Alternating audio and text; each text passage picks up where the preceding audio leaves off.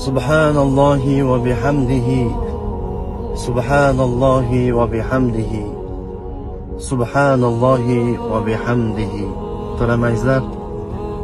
Mana shu zikrni mana oddiy, tilga yengil, boshida ketyapti, ham aytib ketyapman. Subhanallohi va bihamdihi. Mana shu zikrni agar bir marotaba aytadigan bo'lsak, Alloh taolo biz uchun jannatda bitta xurmoni ato etar ekan. 10 ta aytsangiz, siz uchun jannatda 10 ta xurmo ekiladi. Bu Payg'ambarimiz alayhisolatu vasallam hadislarida kelgan. Qarang, mana boshida ketyapti, ham subhanallohi va bihamdihi. Subhanallohi va bihamdihi. Kim xohlamaydi jannatda xurmozorlari bo'lishini, u inson uchun xurmolar ekilishini kim xohlamaydi? Subhanallohi va bihamdihi.